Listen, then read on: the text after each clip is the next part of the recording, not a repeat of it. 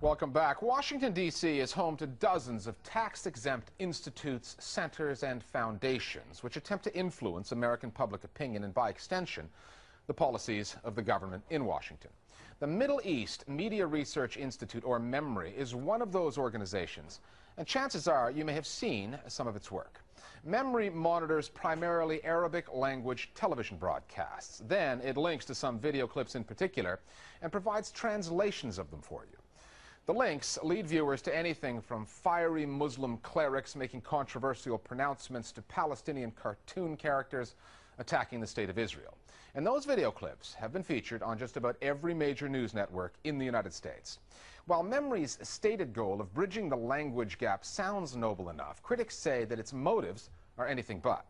The Listening Post's Jason Mojica now on an organization that's out to influence how the Middle East is seen in the rest of the world's media. Since 1998, a Washington, D.C.-based organization called MEMRI has been making a big impact on how the Middle East is perceived in Western media. You may not have heard of them, but chances are you know their work. You've seen it on CNN. A man with what seems to be an American accent, training with a Taliban-style group in Somalia. Fox. A cleric and former diplomat at the Saudi embassy here in Washington says Mickey Mouse should be killed. Sky. Mickey Mouse is a soldier of Satan. NBC. The message to kids is very clear. America is the enemy. And CBS. Here's what he said on your state-controlled television. You've even seen it on Comedy Central's The Daily Show. Did that kid's show with the mouse, Part 4, that told children to martyr themselves and to kill Israelis and things? MEMRI is a translation service, essentially. It sort of gives you the Middle East through the media of the Middle East. Television shows, debates, sometimes sermons in mosques. They even monitor and translate criticism of their own organization. جاء موقع memri.net هذا موقع يهودي يقوم عليه ضابط موساد يرصد ما يقول حتى برنامج البينة هذا تبعك هذا برنامج مرصود وتؤخذ منه مقاطع تعرض. Well, MEMRI is an organization that was established supposedly to bridge the gap of language between the Arab world and other countries and the West. If that's what it is, then this is a great service, but it's not, because in fact it's really involved in selective process. In my opinion, the name should be changed to selective memory. هؤلاء يعانوا من حالة نفسية مضطربة لأنهم هم سارقون هم معتدون. It cherry picks items from the Muslim and Arab world designed to make Muslims and Arabs look inherently violent and irrational. So they have every right to do this kind of thing, but I don't think anybody should be fooled that MEMRI is anything but what it is. It's really a propaganda machine for the most extreme wing of the Israeli political spectrum. MEMRI's co-founder and president, Colonel Yigal Carmon, spent more than 20 years in Israeli intelligence. We only know this because when MEMRI's website launched in the late 90s, Carmon's military intelligence credentials were a prominent part of his bio. They've since been scrubbed from the site, along with the statement that MEMRI's research emphasizes the continuing relevance of Zionism to the Jewish people and to the state of Israel. I know the founder and leader of MEMRI pretty well, Yigal Carmon. He's a very humane man, an erudite man, a cultured man, who knows a lot about the Middle East and cares a lot about the Middle East. He wants to bring the Middle East to light. He wants to let others in the world know what's going on, what's being said, what's being aired. Otherwise, we're in the dark. For an organization that operates in the U.S. as a tax-exempt charity devoted to educating the public about the Middle East, MEMRI is not very interested in educating the public about its organization.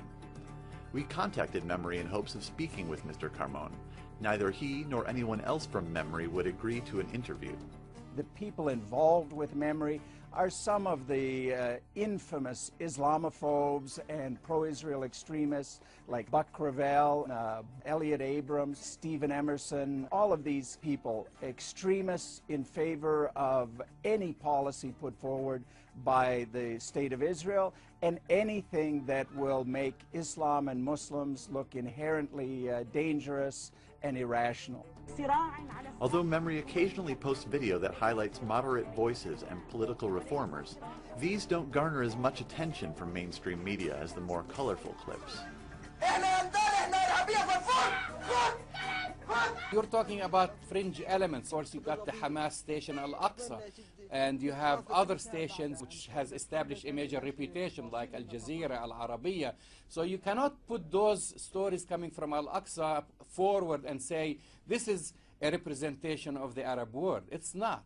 Memri has a very subtle but deep influence with media around the world. When they don't have any other access to translations, Memri is often the only source. In the US, there is a major difference between CNN, Fox, MSNBC, and so on. But when it comes to a story or a clip fed to them by Memri, they all seem to jump on the bandwagon without questioning the source, without questioning the facts, without questioning the translation of the material. Anti-Israel. Well, it's had a big impact, certainly on journalists like me. It has made us smarter about the Middle East. It has allowed us to see and hear what Middle Eastern leaders are saying to their own people in their own tongues.